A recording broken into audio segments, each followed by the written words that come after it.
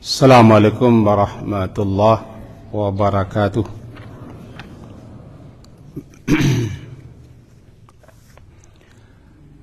Bismillahirrahmanirrahim. Alhamdulillahi rabbil alamin.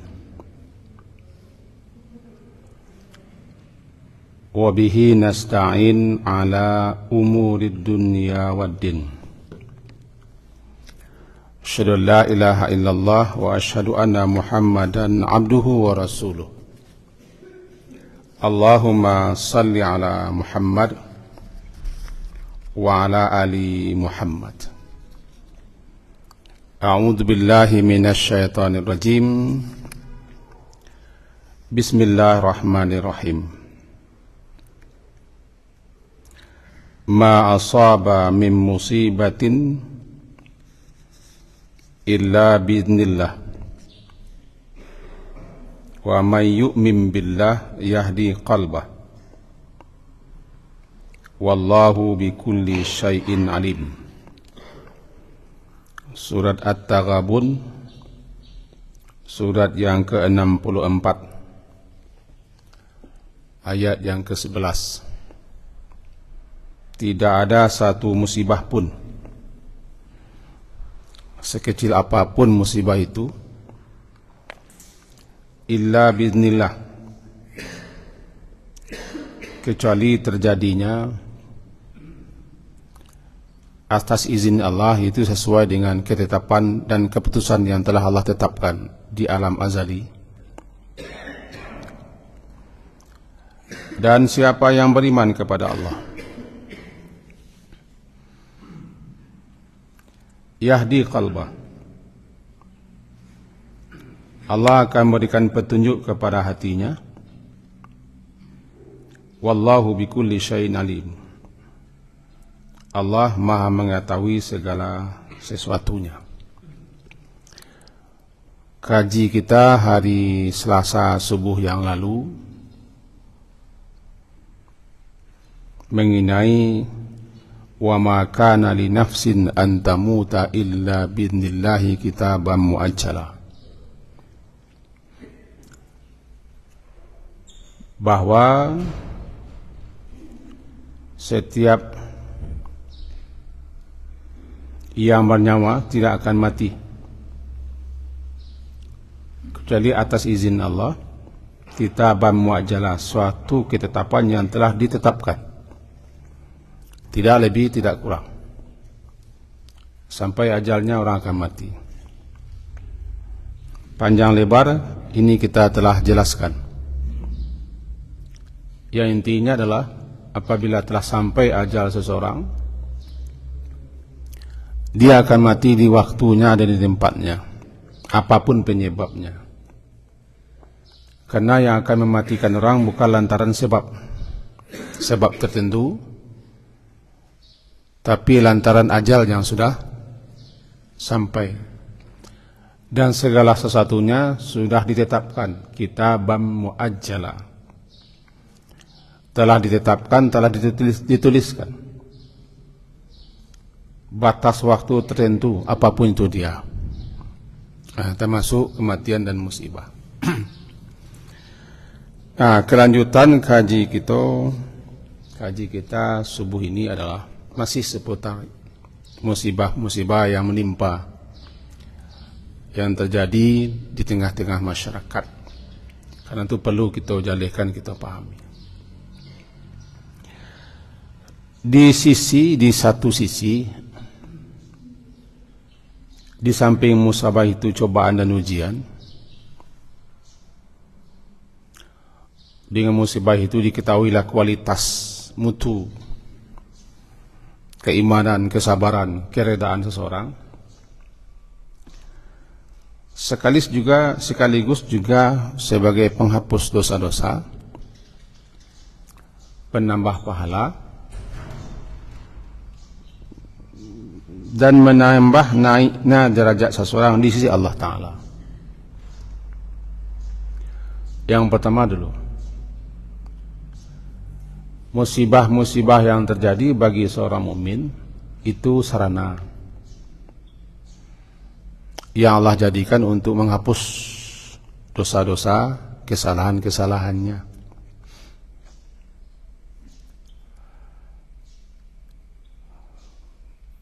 Memang begitu yang disebutkan dalam beberapa ayat.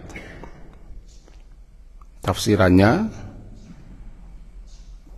dan juga dalam hadis-hadis. Mari kita bacakan beberapa buah hadis. Yang pertama dulu, Abu Bakar radhiyallahu anhu pernah bertanya kepada Rasulullah, kalau setiap amalan perbuatan kita dibalasi dan tidak satu pun yang tidak dibalasi,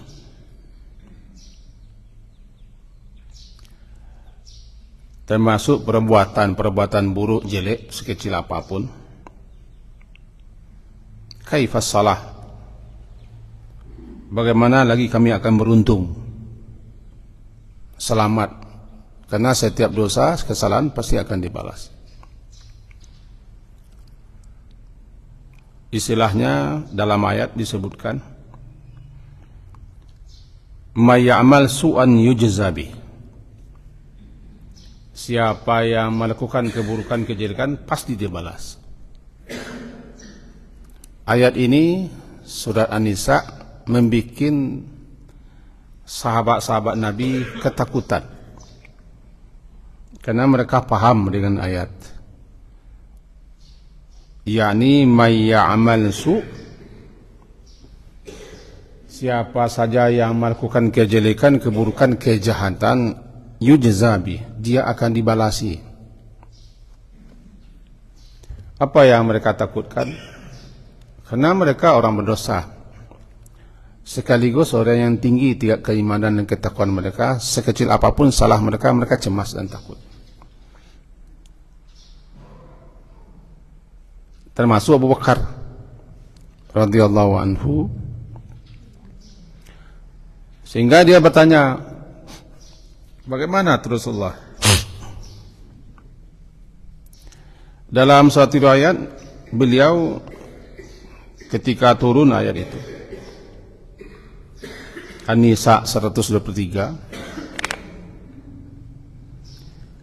lalu Abu Bakar terserang penyakit di punggungnya, seperti rematik, sakit, namanya Qasimatu Zahar. Nah, kata Rasulullah menjawab, inilah dia, sebagai penghapus kesalahan dan dosa-dosa. Di suatu kesempatan Rasulullah juga berkata kepada Abu Bakar, ya Abu Bakar, alasta tamradu, engkau pernah sakit? Pernah Rasulullah. Alasta tansab,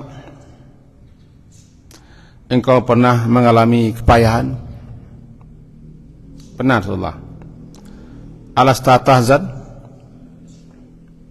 engkau juga pernah mengalami kesedihan dan kedukaan? Mengalami Rasulullah. Alasta tusibuka al-lawa, bukankah engkau juga ditimpa berbagai macam musibah-musibah yang menyedihkan, yang mendukakan, yang memilukan, yang menyebabkan engkau itu sakit, menderita, payah? Benar Rasulullah. Bala katanya. Nah, kata beliau, fahuwa ma tujzauna bih. Semua yang engkau alami itu sakit, penat atau lelah, sedih dan duka, bahkan namanya al-la'wa. La'wa itu berbagai macam peristiwa-peristiwa yang kita alami yang menyebabkan kita tidak senang, tidak suka. Apapun peristiwa-peristiwa, kejadian yang kita alami, di mana kita sedih, duka, tidak senang, resah, gelisah, namanya la'wa. Kata Nabi, itulah semuanya Allah jadikan sebagai penghapus dosa-dosa. Berarti dosa-dosa, kesalahan-kesalahan itu dibalasi oleh Allah di dunia dengan cara Allah izinkan terjadi menimpa seseorang berupa hal-hal yang menyebabkan dia sakit, menderita, payah, susah, sedih dan duka, termasuk dalamnya musibah. Maka jadilah dia musibah sekecil apapun penghapus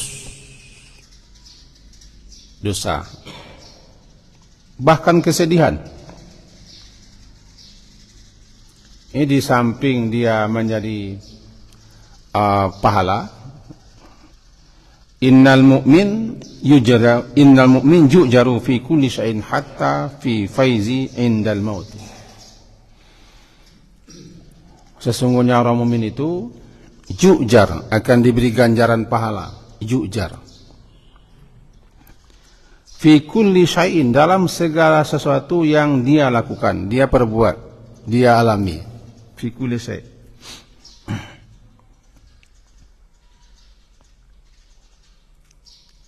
pasti diganjari. Hatta, hingga sampai-sampai bahwa balasan itu atau apa yang terjadi menimpa orang berupa penderitaan sakit, hingga sakit menjelang kematian atau ketika kematian itu pun menjadi sarana dihapuskannya dosa. Sehingga Imam Qurtubi dalam kitab Tazkirah beliau yang terkenal, saya lupa halamannya, tapi saya baca,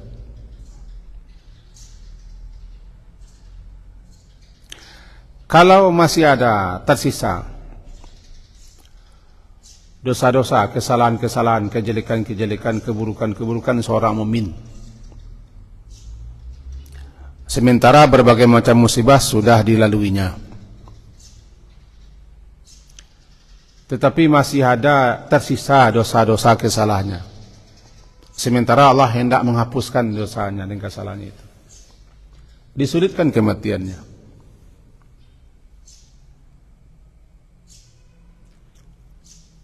kau bersawak lagi supaya tertengkok.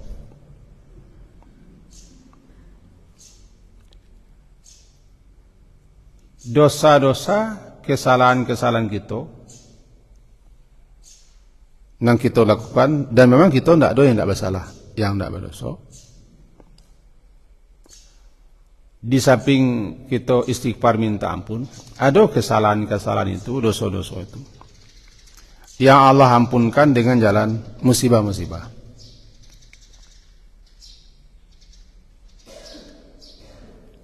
Dalam catatan tanda kutipnya, musibah itu bukan hanya gelodo, banjir, gampo, bukan hanya itu. Musibah itu adalah, mau ulang kaji lama, apa saja nan menimpa kita, yang terjadi dan kita alami,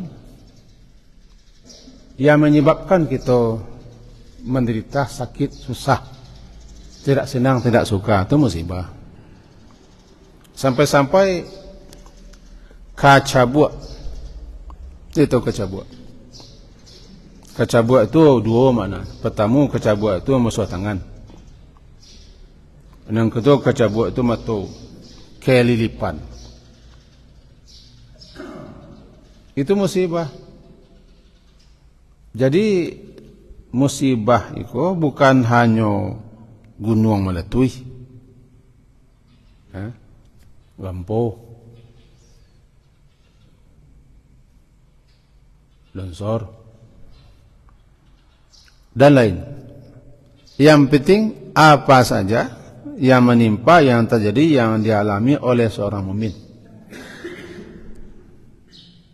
menyebabkan dia sakit, menderita, tidak suka, tidak senang, walaupun hanya sekedar mata kelilipan atau sekedar tertusuk di jarum pentul, cantak tangan, Casai, Taicia, Tataruang, Tantua, Talantak, Tagisia, Tasingguang. Musibah semua, iyalah.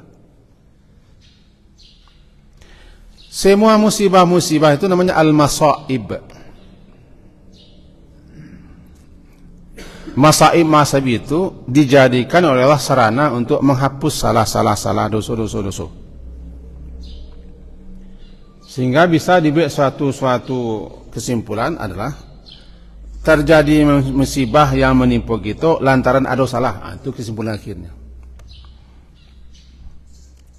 Tidak ditimpa kita oleh suatu musibah, apapun musibah pasti ada dosa. Sebagai sinyal. Angku berdosa, kalian berdosa, kamu semua berdosa, sehingga terjadi musibah. Dengan musibah itu, kalau sabar dan terima, hapus dosa. Nah, kan?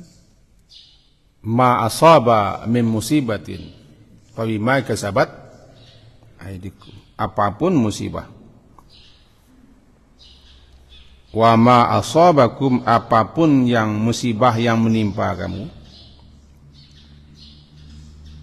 fabima kasabat, maka itu terjadi tidak lain tidak bukan adalah lantaran kasabat, perbuatan aidikum, perbuatan tanganmu sendiri, yaitu lantaran usahamu sendiri, pekerjaan kamu sendiri, terjadi musibah. Ayat ini dipahami oleh para ulama-ulama kita bahwa musibah itu pertanda ada salah dan dosa. Karena tidak akan terjadi musibah begitu saja tanpa salah, tanpa dosa.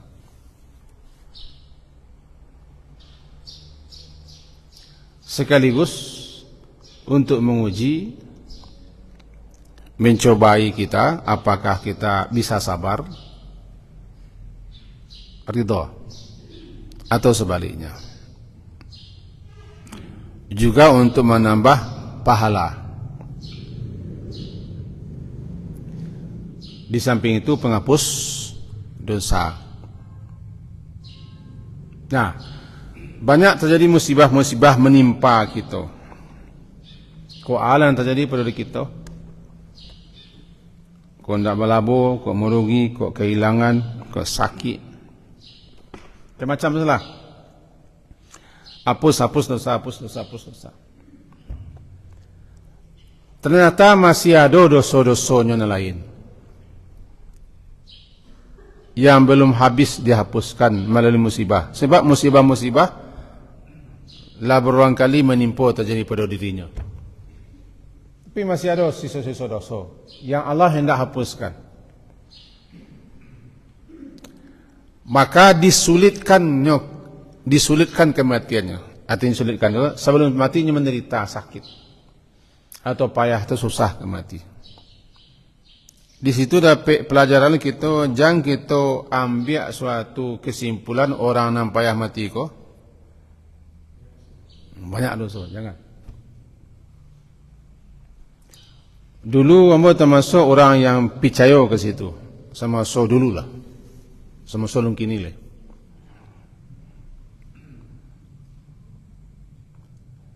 Tapi kiranya Rasulullah yang paling susah mati Rasulullah sallallahu alaihi wasallam. Ya. Sakratul maut terberat itu dialami oleh Rasulullah. Itu yang dikecilkan Aisyah itu. Aku tidak akan cemburu, tidak akan iri dan dengki apabila aku mendengar ada orang yang mudah matinya. Aku tidak kecemburu, tidak kebingi saja. Karena makhluk yang paling Allah cintai, Muhammad SAW, mengalami penderitaan yang luar biasa ketika akan mati. Karena itu ujian akhir bagi beliau, cobaan akhir untuk meninggikan derajat, supaya orang-orang tahu beliau begitu sabar dan tabahnya menerima berbagai macam musibah. Kita rujuk apa yang dikemukakan oleh Imam Al-Qurtubi dalam kitab At-Tazkirah itu. Kesulitan mati, kepayahan mati bagi seorang mukmin.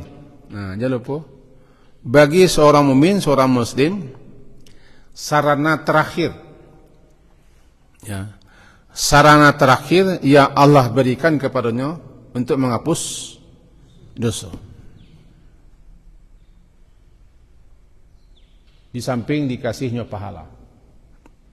Tadi Imam Ibnu Katsir dalam kitab tafsir beliau yang terkenal, Tafsir Al-Quranul Azim, menyebutkan, innal mu'mina yu'jaru.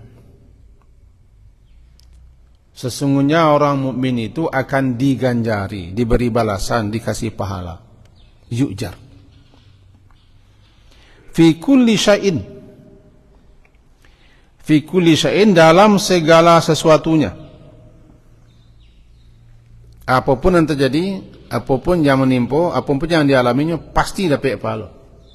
Dengan catatan, dia mengerti dan paham, mengilmui, serta menerimanya. Fi kulli syai', dalam segala sesuatu, apa yang terjadi, apa yang dialami, apa yang dihadapi oleh seorang mukmin, yu'jaru, dia akan diberi ganjaran. Kalau begitu, jangan sampai kita tidak mendapat ganjaran, tidak dapat balasan, tidak dapat pahala.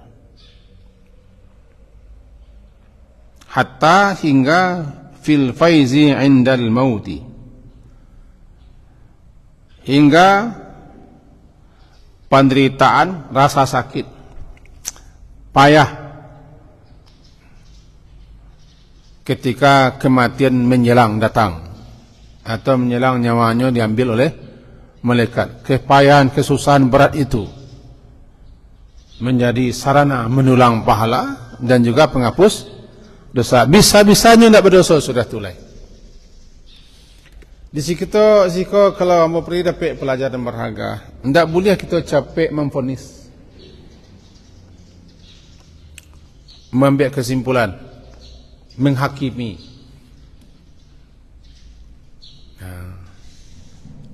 Tidak boleh cepat-cepat, sangat berbahaya.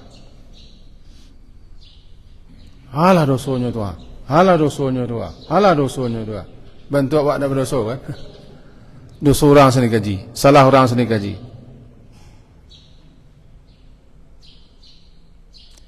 Jadi musibah yang menimpa kita, mula musibah itu bukan hanya longsor, banjir, panik musibah, mengunjua, mengatua, bersolo, bersanda musibah. Kenapa musibah? Kan tidak tenang. Siapa bilang? Hadis Nabi yang bilang, sahih lah. Kesusahan, penat, letih, musibah. Kalau itu diterimanya saja begitu, itu sarana untuk hapus dosa. Nah, ini saya bacakan sebuah riwayat hadis, bahwa idza kathurat dzunubul 'abdi, apabila lah banyak bana dosa seorang hamba. Idza kathurat dzunubul 'abdi, apabila lah banyak dosa seorang hamba. Dikutip dari Aisyah hadis, walam yakul lahu ma yukaffiruha, walam yakul lahu, tidak ada, sementara tidak ada atau dia tidak mempunyai amal-amal saleh untuk menghapus, menutupi dosa-dosanya itu. Tidak ada amal. Amal saleh itu kan di samping amal juga penutup, kan itu nama saleh. Kita kan berharap duduk kita kini siko amal saleh. Duduk di siko menangakan ayat dan hadis dibaca di rumah yang mulia, rumah Allah, menunggu syuruk. Amal saleh, amal saleh kita kini ko sebagai sarana untuk panutup, penyumbe, penyisi amal-amal salah. Ketika kita menanganan salah, ditutup dengan menanganan elok. ketika duduk di nan salah ditutui oleh duduk di nan elok. Ketika kita berada di majlis iko panutui papuih duduk di majlis salah, di majlis yang tidak benar. Begitu seterusnya. Amal-amal saleh Allah jadikan penutup.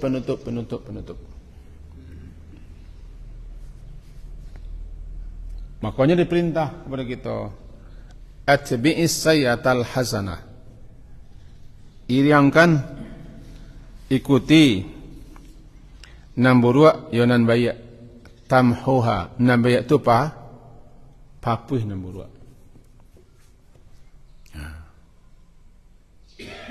Hadis sahih dalam kitab Arba'in. Dalam firman Allah surah Hud begitu loh. Innal hasanat yudhibna sayiat. Kebaikan-kebaikan melenyapkan, menghilangkan keburukan-keburukan. Hadis tadi, apabila banyak dosa seorang hamba, sementara tidak ada amal-amal salehnya untuk penutup dosa-dosa nokulai, lah habis. Kalau bahasanya banyak lo, masih banyak lubang-lubang yang kita tutup. Sementara penutupnya lah habis. Banyak yang kita sisik, banyak yang kita tumbuk. Panyisik penumbuk lah habis. Apa cara nulai? Kan? Ibtalahullah. Lalu Allah beri dia cobaan. Cobaan itu bil hazan. Ia menyebabkan dia sedih. Hazan, sedih. Liukaffiraha anhu. Agar supaya Allah menghapuskan dengan cobaan yang diberikan itu dosa-dosa kesalahan yang masih ada. Bisa tertengkok? Lagi salah? Halo, lagi salah? Panik lo ngaji enggak do? Enggak ada penyumbik lain habis. Amal saleh enggak ada, amal saleh enggak ada. Istighfar Allah, amal saleh enggak ada. Enggak ada penyumbik. Masih ada dosa, kesalahan, kelalaian. Begini masih banyak. Sementara Allah ingin menghapuskannya. Allah ingin menutup dosa-dosanya itu. Ibtalahullah. Allah beri dia cobaan. Dengan cobaan itu dia menjadi sedih. Yang bikin kita sedih kan cobaan tak? Sedih tak? Kau itiak nak pulang-pulang nanti hari? Itiak nak kadang pulang-pulang. Kau alan terjadi gini, bikin dia sedih, duka. Rupanya sedih itu musibah, duka musibah, takut musibah, khawatir musibah. Karena musibah dibagi dua, yang menimpa fisik jasmani bagian luar, dan yang menimpa jiwa dan hati kita. Maka jadilah sedih, susah, duka, cemas, takut, khawatir, bimbang semacam adalah musibah. Musibah lantaran peristiwa tertentu, kejadian tertentu, lalu kita menjadi sedih. Dengan cara begitu Allah menghapuskan dosa-dosanya yang tersisa itu. Dengan catatan, jika orang itu lain paham mengerti, lain tidak mengerupik, lain tidak mengerutu, lain tidak bersangko, apa itu dosa?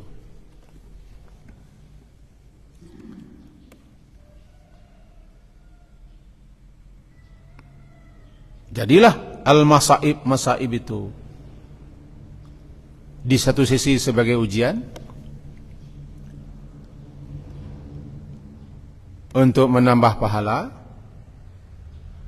juga untuk menghapus dosa-dosa. Kalau Nabi yang mengalaminya bukan untuk dosa, untuk meninggikan derajat. Kalau Nabi yang mengalami, bagi beliau tidak untuk apa dosa. Dosa beliau habis. Meninggian derajat posisi beliau untuk menampakkan betapa sabar beliau, betapa beliau itu tawakal, betapa beliau itu sangat ridha dengan keputusan Allah. Itu bagi Nabi. Kalau kita pun akan sampai ke derajat itulah. Sebab dosa kita sambuah banyak.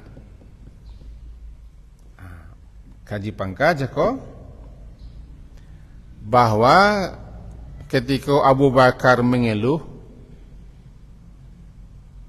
ya Rasulullah,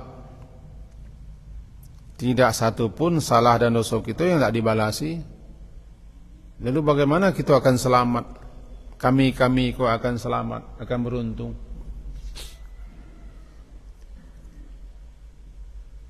Jawaban Rasulullah yang tadi, ya Abu Bakar, bukankah engkau pernah sakit? Pernah. Nah, sakit itu balasan daripada salah. Di samping rasa sakit bagi dokter, itu yang salah loh. Rasa sakit bagi orang ngeliaube, rasa sakit orang namantan, kalau sakit, ya sakit. Tapi bagi yang menderita adalah balasan daripada dosa yang dilakukannya. Alasta tamrat, engkau pernah sakit? Bala. Nah, penghapus. Alasta tansab, bukankah engkau juga pernah susah, payah, lelah? Nah, kesalahan-kesalahanmu dengan payah lelah itu dihapuskan.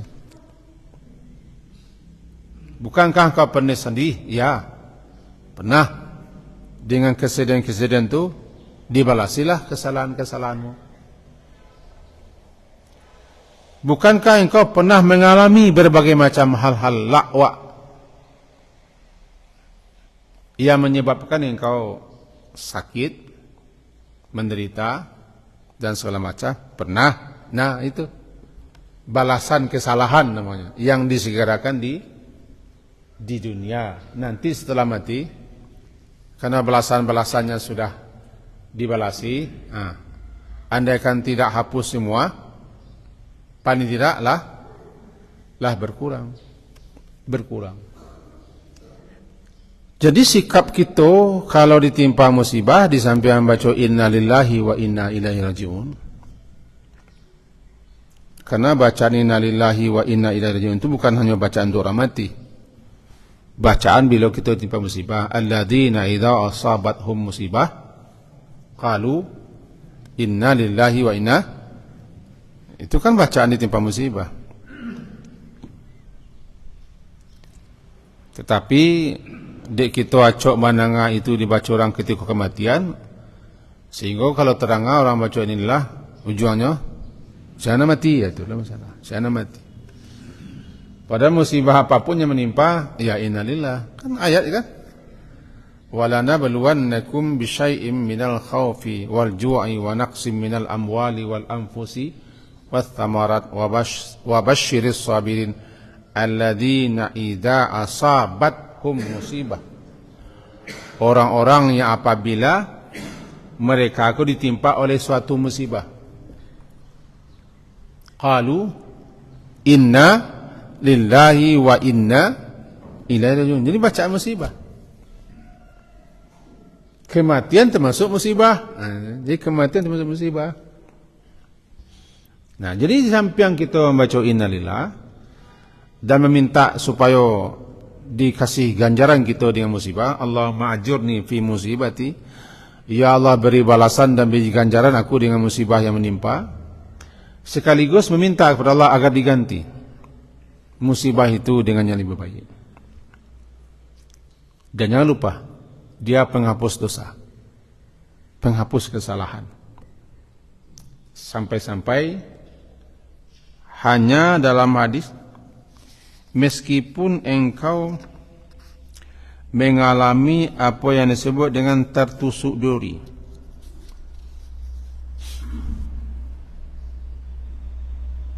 tergores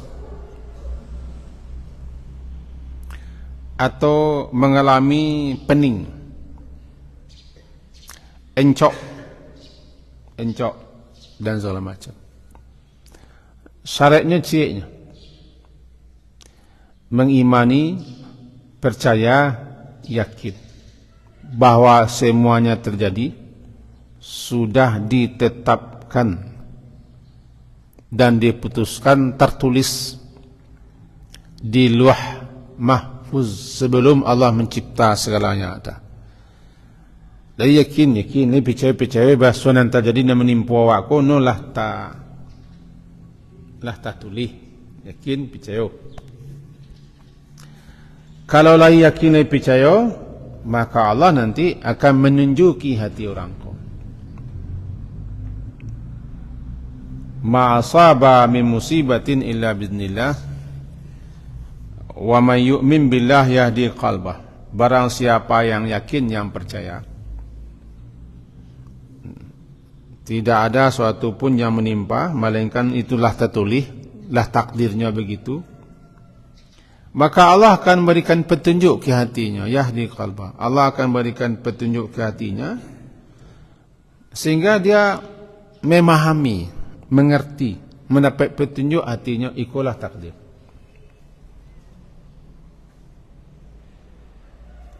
Lah takdir kita terima.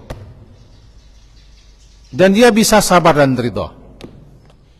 Jadi kuncinya ketika kita menerima musibah, yakin percaya, itulah tertulis. Bukan berarti kita menyerah, nak. Kita lah hati-hati, lah waspada, lah menjaga diri, lah mawas diri. Tapi terjadi menimpa kita. Nah, balik yang kaji. Itulah takdir sebenarnya. Qadarullah namanya. Qadarullah. Tak boleh baca lau lah. Lau. Andai jikalau sekiranya kau mantun kau begini, anda boleh baca dia. Syaitan bukan masuk. Kalau terjadi sesuatu, qadarullah. Masya Allah fa'ala. Apa yang Allah inginkan, dia perbuat. Fa'alul lima yurid. Siapa yang yakin itu seperti itu, Allah yang akan menunjuki hatinya sehingga dia sabar menerima dan rida menerima. Berarti kenapa kita tidak sabar, tidak rida menerima? Karena kita tidak yakin, tidak percaya kepada anan tatuli, anan tagari, analah menjadi takdir dan keputusan Allah Subhanahu wa ta'ala.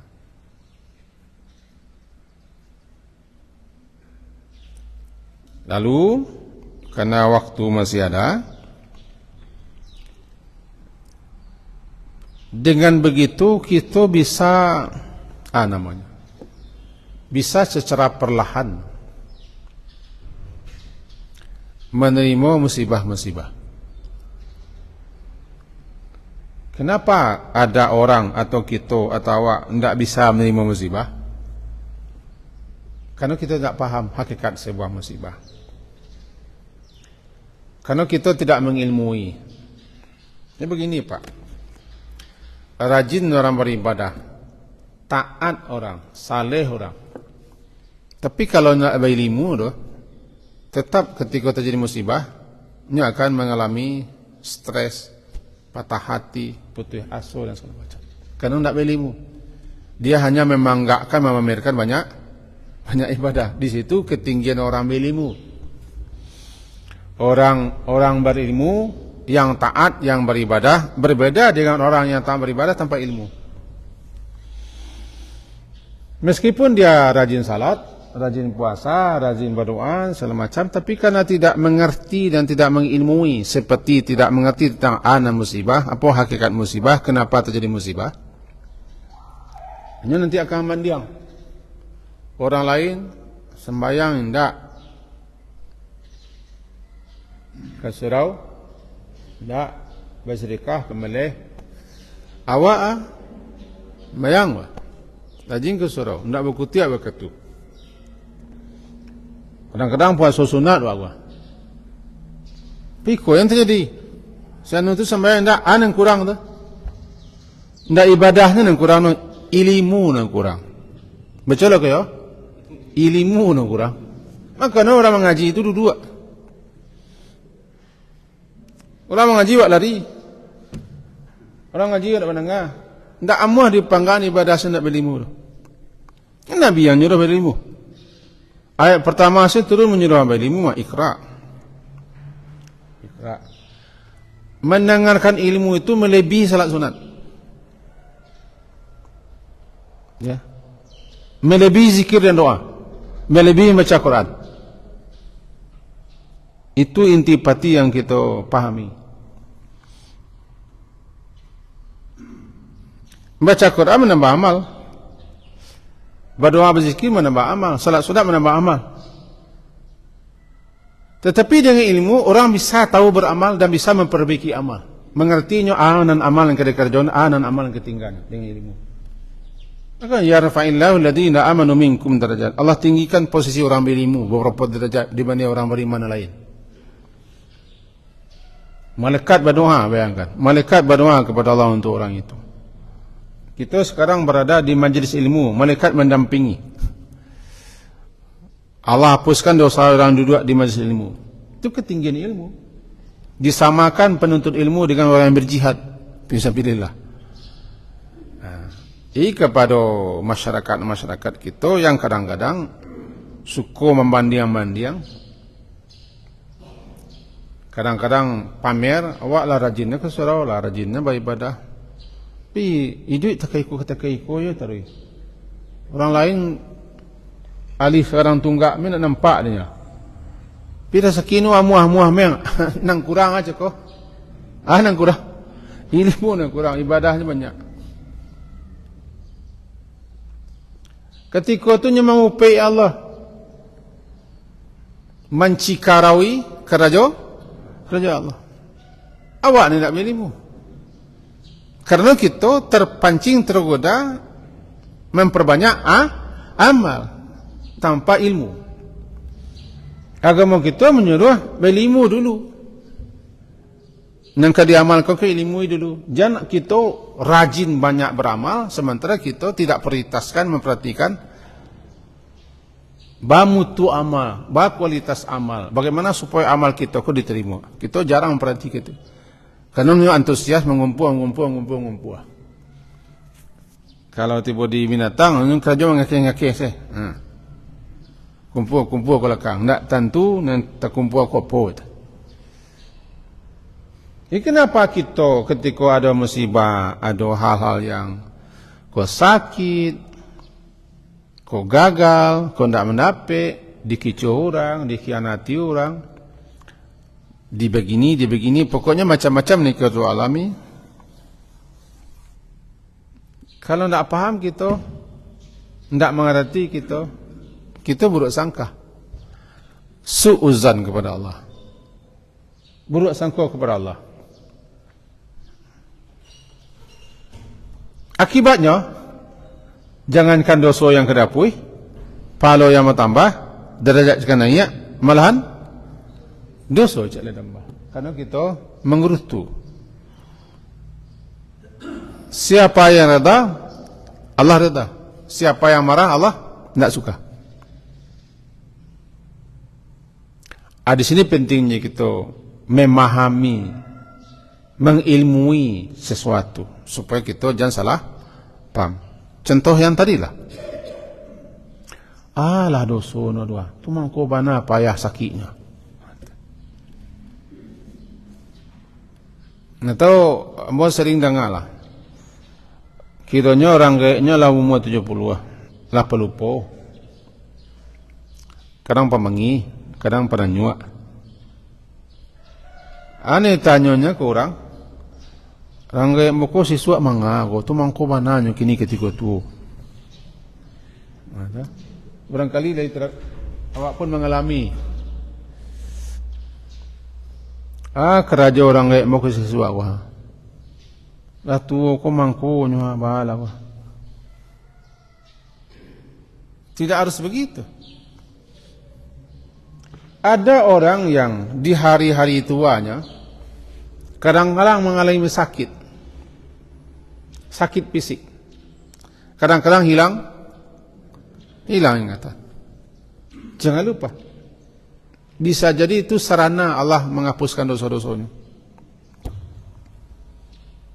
Tidak perlu kita cari lampau-lampau. Siapa mencari kesalahan kayak wak? Apa kita lah betul lah? Ini bisa jadi itu cara Allah menghapuskan dosa-dosanya. Apalagi pikun. Pikun itu kan tidak diundang datang. Pikun datang seorang sih. Ada yang dipelihara dari pikun, ada yang memang dapat pikun. Rasulullah kan berdoa supaya jangan pikun. Tapi ada orang yang pikun. Pikun itu kan sakit. Sekaligus ujian bagi sang anak dan pintu surga bagi anak dengan adanya orang tua yang sakit-sakit. Nah, kalau kita tidak mengalami, tidak memahami itu, lupa. Wah, antakan awak rangai, komang, lupa wak. Angku ke masuk surga atau tidak, itu bahasa waknya. Kalau ke masuk surga, lainnya rangai. Berarti Allah buka peluang. Buka kesempatan bagi si anak untuk berkhidmat kepada orang tuanya. Dengan khidmatnya itu, surga terbuka. Maka orang tua itu pintu tengah surga, namanya dalam hadis. Kalau mati orang tua, lah tertutup pintu tengah surga. Cari pintu lain-lain. Saya kira begitu. Nah, kesimpulan kejiwa lah. Baik, ini siang. Kesimpulan kejiwa menyambung kaji ke petang bahwa musibah itu tidak hanya bencana-bencana, petaka-petaka yang sering dinisbahkan orang kepada alam. Bencana alam. Musibah tidak hanya bencana-bencana, petaka-petaka yang terjadi, yang menimpa negari kita atau negari orang.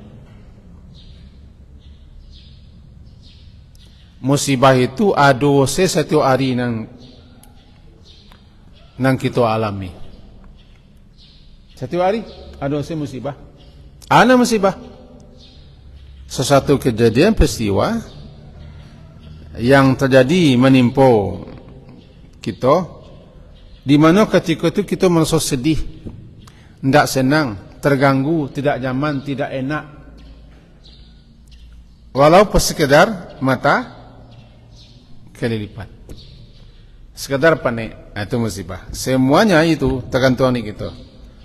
Kalau kita imani, sabar, rida, pahala, derajat naik, dosa dihapus. Kalau tidak kita imani, jangankan berpahala, bisa jadi dosa yang ada. Terakhir kesimpulan, penting sekali kita mengilmui dan berilmu agar kita jangan salah paham dalam menyikapi sesuatu yang sedang terjadi, agar kita jangan salah pula dalam beramal. Sekian kaji kita subuh ini, semoga berfaedah dan manfaat. Diakhiri dengan subhanakallahumma wa bihamdika asyhadu an la ilaha illa anta astaghfiruka wa atubu ilaik. Wa sallallahu ala Muhammadin wa ala alihi wa ashabihi ajma'in. Alhamdulillah. Assalamualaikum warahmatullahi wabarakatuh.